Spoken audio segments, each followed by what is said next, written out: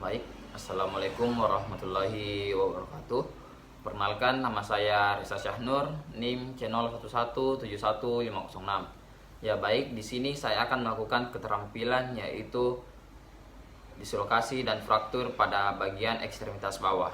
Mungkin langsung saja kita masuk pada tindakan.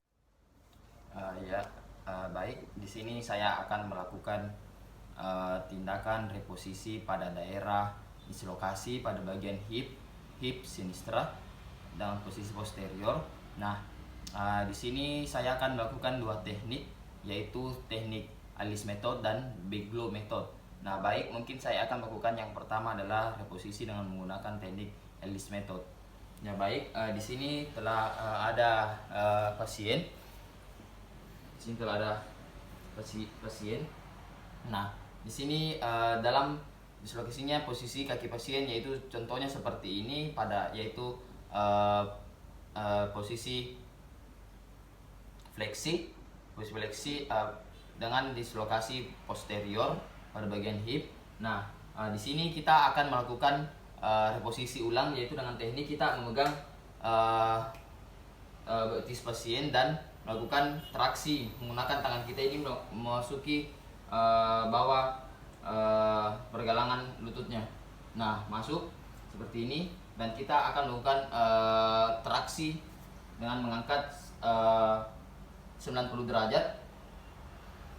Nah, setelah itu kita melakukan traksi sambil menurunkannya dalam posisi 70 derajat sampai 60 derajat.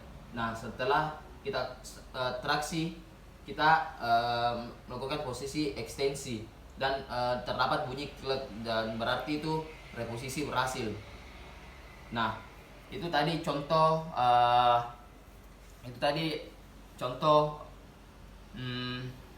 Alice method. Selanjutnya saya akan melakukan reposisi dengan menggunakan teknik Beglow method. Nah, baik, saya langsung contohkan saja, yaitu posisi pasien dalam keadaan fleksi kaki seperti ini dan posterior, dan kita akan melakukan teknik dengan hampir sama dengan metode Alice method, yaitu kita memegang pergelangan dan mengusungkan tangan kita di sela lututnya, dan kita melakukan mengangkat dan melakukan eksternal rotasi dan melakukan traksi juga eksternal rotasi. Nah, setelah itu kita melakukan traksi dan untuk mengembalikannya ke dalam posisi fleksi ekstensi. Nah, mungkin di situ terdapat bunyi klek. Nah, setelah saya melakukan teknik reposisi dislokasi pada posterior hip, nah selanjutnya saya akan melakukan penanganan fraktur tibia fibula sepertiga distal, yaitu pada daerah betis sini dextra. Balik ke sini.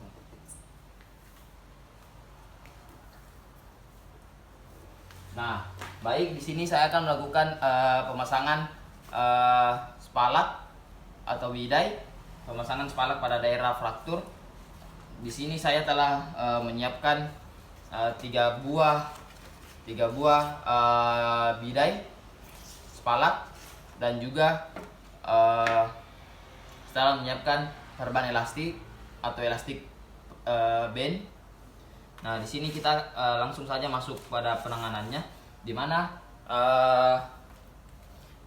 di sini sebelumnya kita melakukan pertama yaitu kita traksi kaki pasien agar ke posisi anatomis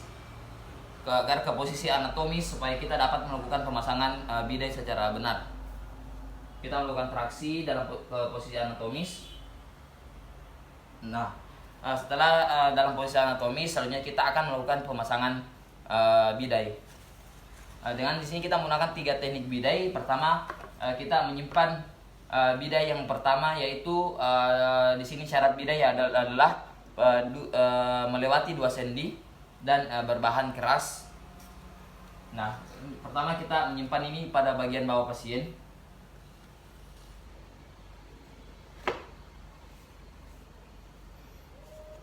Yang kedua pada bagian dalam pasien, dan yang ketiga pada bagian sisi luar pasien. Nah, tapi sebelum kita memasang seperti ini, kita melapisi pada bagian bantalan tulang yang menonjol agar pasien tidak merasakan nyeri.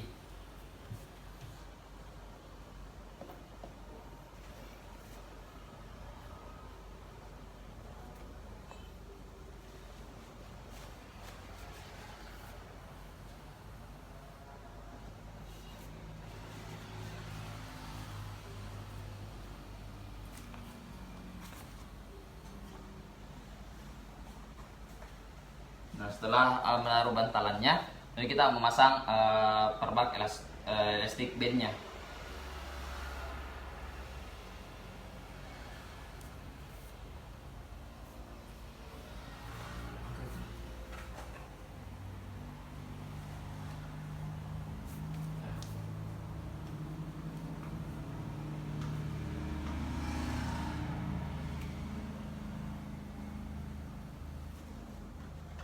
Dan di sini tekniknya kita tidak terlalu keras saat pemasangan karena takutnya pasien tidak merasa nyaman dan juga aliran darah tidak lancar. Jadi di sini kita memasangnya dengan tidak keras dan juga tidak terlalu lemah. Nah, setelah itu di sini kita menutup semua pada bagian daerah yang di bidai, karena di sini terdapat close fracture, jadi kita tidak jadi kita menutup semua bagian. Apabila terdapat open fracture, jadi kita membuka sedikit pada bagian yang open fracture, jadi tidak dibungkus agar tetap terjaga kontinuitas tulangnya. Jadi setelah melakukan seperti ini, kita menyimpannya kembali pada bagian bawah. Nah, mungkin contoh kurang lebih contohnya pemasangan bidai atau spalat seperti ini. Jadi yaitu melewati 2 sendi, pemasangan bantalan pada daerah tulang yang menonjol agar pasien tidak merasa nyeri. Nah, mungkin contohnya seperti ini, pemasangan bidai. Nah, mungkin ini saja yang bisa saya lakukan untuk klinik hari ini. Mungkin kurang dan lebihnya mohon dimaafkan. Wabillahi taufiq wal hidayah. Wassalamualaikum warahmatullahi wabarakatuh, dan terima kasih, Dok.